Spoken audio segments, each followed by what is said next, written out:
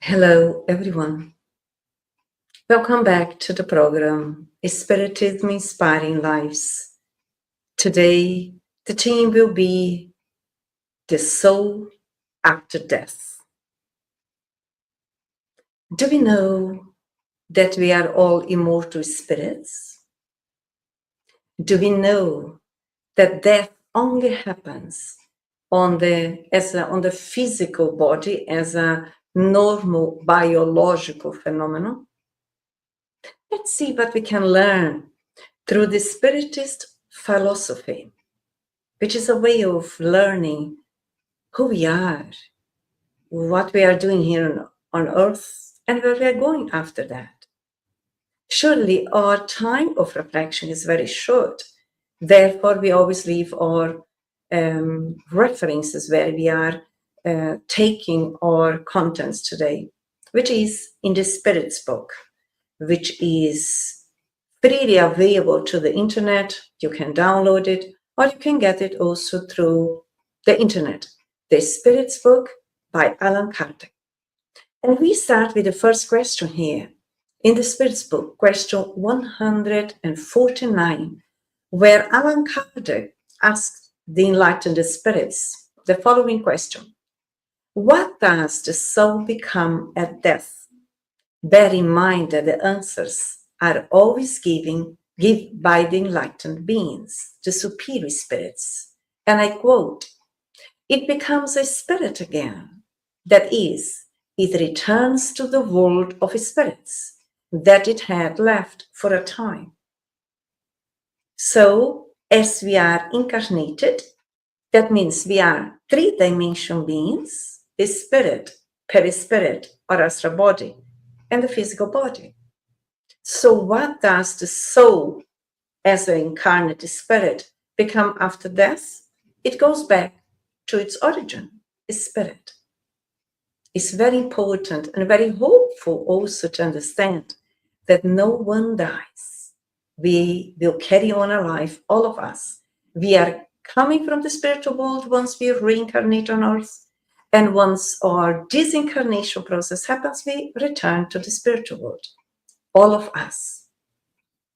As we continue here to deepen a bit more our thinking around that, question 158 in the Spirit's book, I quote, "How does the soul preserve its individuality if it no longer has a material body?" Is that not an important question? How can that be? Perhaps if I just perceive myself as a physical body, which we are not. We are spirits communicating through a physical body. But let's see what the enlightened beings once more are teaching us, helping us to deepen our reflections or analysis. I quote, "It still has a fluid related to it, which it draws from its planet, and which retains the appearance of its last incarnation, that is, the perispirit." It's so important as immortal beings as we are. We, in general, were here. We are reincarnated on planet Earth. But there are much more other planets that we, as immortal beings, will be living, will be learning, will be going through in order to evolve, in order to progress. And in each planet, for us, planet Earth, we take our fluid from the perispirit of this planet. So we have a lot to reflect, a lot to learn, that we comprehend gradually better and better the natural laws in the universe, which we all are involved in. And we're still carrying on in the Spirit's book, question 156.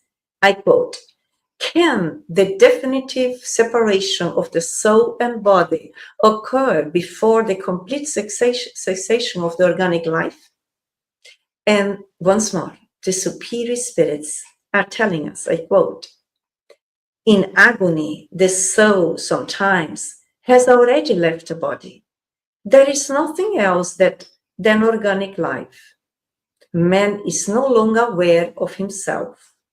The body is the machine that the heart sets in motion. It exists while the heart circulates blood in the veins. For that, it does not need the soul. It's very important, this question also again, because sometimes the spirit may have already left the physical body, even if by the medicine they still may say that the being is alive. And here what really calls our attention, friends, isn't it? When they say in agony. Sometimes some people disincarnate in agony for different reasons and different situations. So in agony, the soul sometimes has already left the body. Surely that also has a lot to do with our merits, a lot to do what we did in life, and not taking that as a rule that applies to everyone. But for some, the agony when they go through illnesses or an experience, sometimes the soul already departed from the physical body, always assisted by the good spirit. But as we refer here, while the blood is still circulating because the heart is beating, there is only the biological life, not the spiritual. The spirit is not attached anymore. Okay? Lania is present. Oh, hello, Sally as well. Welcome everyone who's here with us. Lalia says, I'm happy with my family and life, but I want to go today to the spirit world, much better there. You see, Lania, we all are under God's laws, which is the law of love. And if we are here, it's because here is our school of learning. And when it's our time, according to God's will, then we return. When we anticipate, then we create pain. So it's worthwhile always to stay together and getting stronger and stronger so that when is the right moment, we are light in our hearts and assisted by good spirits one with us. Coming back here in our reflection about soul and death, in the Spirit's book, question 150b, I quote, does the soul take nothing with it from this world? Nothing more than its memories and the desire to go to a better world. These memories are full of sweetness or bitterness, depending on how the soul has lived its earthly life. The purer it is, the more it will comprehend the futility of what it has left behind on earth. So it sounds like an invitation for all of us, incarnate spirits, that we may always reflect that every moment, every day, every second of our existences, we are disincarnating. We are not aware of most of the time. So why is that important? For us to observe what we are doing with our lives, which kind of values we are sustaining, which kind of experiences are we attracting to our lives. What is important? As the Enlightened Spirit says here, the spirit, once is returned to the spiritual world, it takes only the memories of the existence, of the experiences. Sweetness means every movement, every action, every goodwill that we develop in terms of expanding goodness within, in terms of developing our own higher faculties. That is the virtuous aspects of the soul.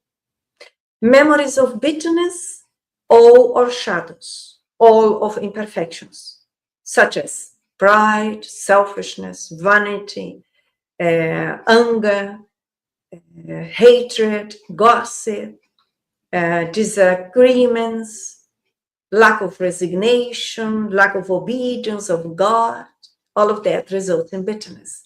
So wherever we are right now, it is important to reflect in a loving way, because Spiritism is a proposal of love that is given to all of us.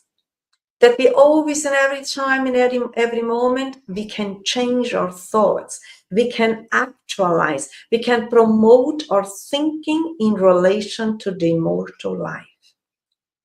And then moving on in the question 152, still in the Spirit's book, I quote, what evidence is there for the soul's individuality after death? And then the Enlightened Spirits teaches, Don't you have such evidence through the communications you receive? If you were not blind, you would see. If you were not deaf, you would hear. Because frequently a voice speaks to you and reveals to you the existence of a being outside yourselves. There are plenty of information for those who already departed from earth and returned to the spiritual world. They bring their information, their testimonies back to us, for us to know that as we lived on earth, we will carry on in the spiritual world. One of the books for those who perhaps may have interest in communications of the spirits who departed from earth, that is, returned to the spiritual world and are bringing back their experiences, is the book Heaven and Hell by the French philosopher, educator, Allan Kardec. And you can also find that in the internet. And then moving on in the question 151, because the questions are interesting around this subject, soul and death. What about the opinion that the soul returns to the universal whole after death? Sometimes we read about that, sometimes we hear about that. Let's see and reflect what Spiritism teaches us about that. The Enlightened Spirits say, I quote, "Don't all the spirits taken together make up a whole? When you are in a group, you are an integral part of it, and yet you still retain your own individuality." I find it interesting how they take our physical experiences to teach values, perspectives from the spiritual reality. And it's true. When we are in a family setting, we are in a group of people, but we keep our own individuality. When we are in an office with our colleagues, we are in a group setting, collective setting, but we remain our own individuality, and so on. It's the same when we return to the spiritual world. We will maintain our own individuality. And why is that? Because we all have been created by God unique. There is no copy and paste when we talk about human beings. We are all unique. And as more as we evolve, as more as we progress in our journey of evolution, we will not lose our individuality.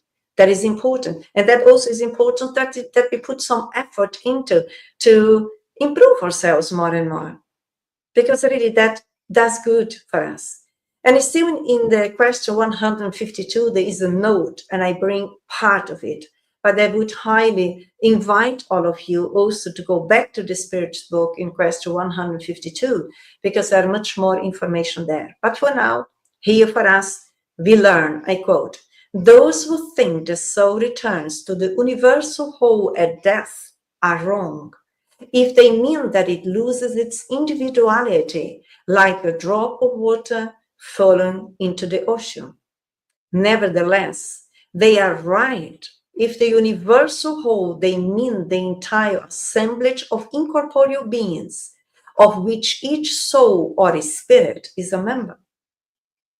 Do we know that we all have a group of friends, those that we tune into according to our belief systems or tendencies or emotions or ways of beings? We all are connected with other beings.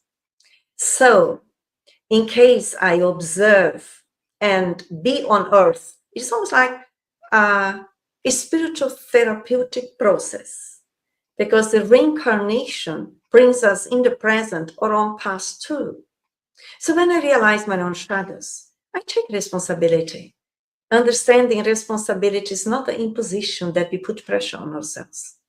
It is awakening the spiritual autonomy and learning to make new choices. We are on earth as learners of ourselves. So the returning to the spiritual world, we will not lose our individuality, that will carry on.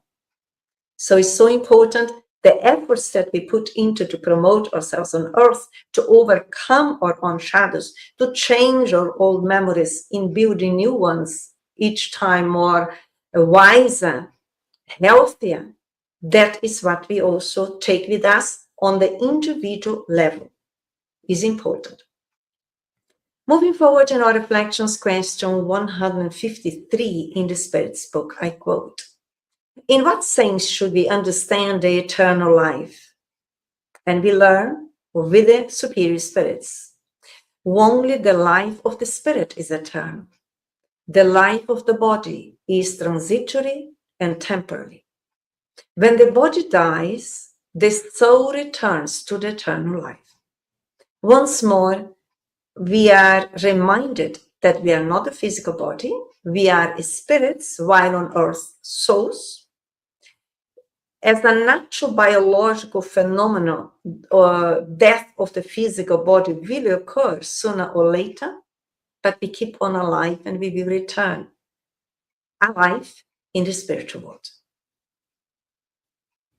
It's quite consoling for all of us, especially when we think about our dear ones, when we have this inner conviction of truth that we already conquered.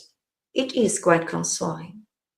It leaves us with quite centeredness, understanding that we don't lose other people, we don't lose our dear ones, they are alive. The only thing is they need to carry on in their journey, we carry on in ours. If we still are on earth, that is temporary. Sooner or later we will also free ourselves from the physical body through the natural biological phenomenon called death, and we will reunite ourselves again in case we are similar in terms of tendencies. And it's good that we always tend to put some effort into to develop good, healthy tendencies. And in that way, as we're coming to closing our reflections today, I find it very, very consoling and very inspiring when Joanna de Angelis, the Enlightened Spirit, the benefactor of humanity, in the book Plenitude, teaches all of us, and I quote, "Life acquires meanings and significance because it does not end in the grave. It expands to infinity, rich of excellence, opportunities for learning and fulfillment." Let's bear that in mind. Life will never end when the biological life ends. We continue existing. And I read again, I quote, "Life acquires meaning and significance because it does not end in the grave. It expands to infinity, rich of excellent opportunities for learning and fulfillment." Let's think about that. And in order to conclude my short reflections here, I bring Leon Denis, the French philosopher, when he also says that death on the physical level is life in abundance. So it's not death, it's not the end. Every one of our dear ones, they are alive in case they returned already to the spiritual world. So it will happen with us as well. Life continues through the process of reincarnating and disincarnating. But as souls, as spirits, we carry on alone, developing our own identity, our own individuality, promoting ourselves. There was all the values of the higher consciousness. This is the purpose that we are here. And at the same time, let's choose to reflect on a deeper level so that we awake within the certainty, the confidence that we still are all united through our hearts, through our minds, through love, even those who depart before us, or if we depart before others. We are all interconnected through the law of love created by God, who loves us all. And in that way, I do wish you much peace, and I hope to see you soon. Bye-bye.